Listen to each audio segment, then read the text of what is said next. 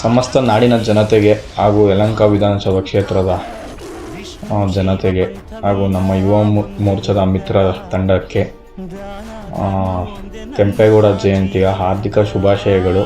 ಕುಲಮತಗಳನ್ನು ಸಮಯಂದವನು ನೆಲ ಜಲಗಳನ್ನು ಉಸಿರೆಂದವನು ಹೊಸ ಚರಿತೆಯ ಬರೆದನು ಕೆಂಪೇಗೌಡ.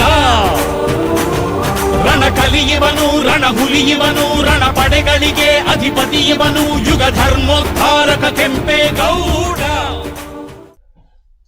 ಕೆಂಪೇಗೌಡ ಜಯಂತಿಯ ಪ್ರಯುಕ್ತ ನಾವು ಯಲಹಂಕದಲ್ಲಿ ಜೂನ್ 27ನೇ ತಾರೀಕು ಬೆಳಿಗ್ಗೆ 6:30ಗೆ ವಾಕಥಾನ್ ರ್ಯಾಲಿ ಇಟ್ಕೊಂಡಿದ್ದೀವಿ.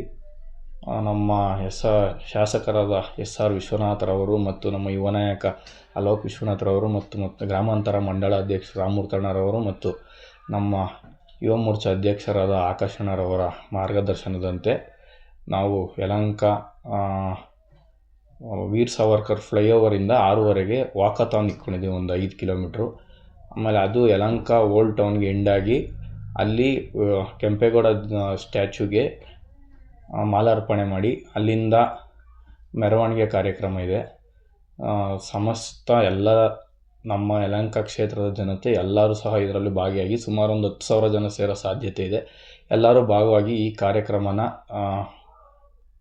ಮುಂದುವರಿಸ್ಕೊಡ್ಬೇಕು ಅಂತ ನಾವು ಕೇಳ್ಕೊತಾ ಇದ್ದೀವಿ. ಮತ್ತು ನಮ್ಮ ಶಾಸಕರಾದ SR ವಿಶ್ವನಾಥರವರ ಆದೇಶದಂತೆ ನಾವು ಇವತ್ತು ಅಡಕಮಾರನಹಳ್ಳಿ ಬೈಲಾಂಜನೇಯ ಸ್ವಾಮಿ ದೇವಸ್ಥಾನದಲ್ಲಿ ಸ್ವಚ್ಛತಾ ಕಾರ್ಯಕ್ರಮ ಇಟ್ಕೊಂಡಿದ್ದೋ ನಮ್ಮ ಯುವ ಮೋರ್ಚಾ ತಂಡದಿಂದ.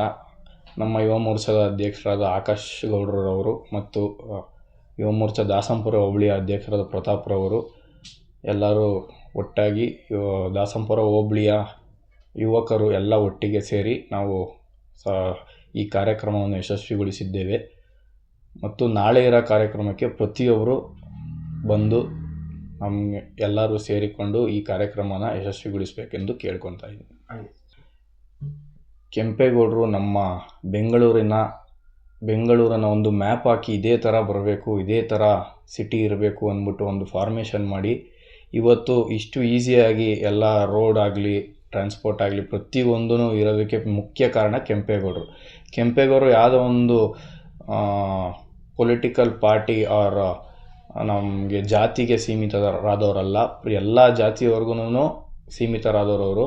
ನಾಳೆ ಬರೀ ಗೌಡರು ಸೇರ್ತಾ ಇಲ್ಲ, ಅಲ್ಲಿ ಒಕ್ಕಲಿಗರಾಗಲಿ ಈ ಥರ ಸೇರ್ತಾ ಇಲ್ಲ, ಪ್ರತಿಯೊಂದು ಜಾತಿಯವರು ಪ್ರತಿಯೊಂದು ಎಲ್ಲರೂ ನಮ್ಮ ಕೆಂಪೇಗೌಡರು, ನಮ್ಮ ಬೆಂಗಳೂರನ್ನ ಕಟ್ಟಾಕಿದ ಕೆಂಪೇಗೌಡರು ಅಂದ್ಬಿಟ್ಟು ಪ್ರತಿಯೊಬ್ಬರು ಸೇರ್ತಿದ್ದಾರೆ. ಇದು ಜಾತಿಗೆ ಸೀಮಿತವಾದ ಆಚರಣೆ ಅಲ್ಲ. ಕೆಂಪೇಗೌಡರು ಅಂದರೆ ಇಡೀ ಬೆಂಗಳೂರಿಗೆ ಕಟ್ಟಿ ಬೆಳೆಸಿದವರು ಬೆಂಗಳೂರನ್ನ. ಅದು ಜಾತಿ ಸೀಮಿತವಾಗಿ ಮುಂದುವರಿಯಲ್ಲ, ಪ್ರತಿಯೊಬ್ಬರು ಎಲ್ಲರೂ ಸೇರಿ ಮಾಡೋಂಥ ಕಾರ್ಯಕ್ರಮ ಇದು.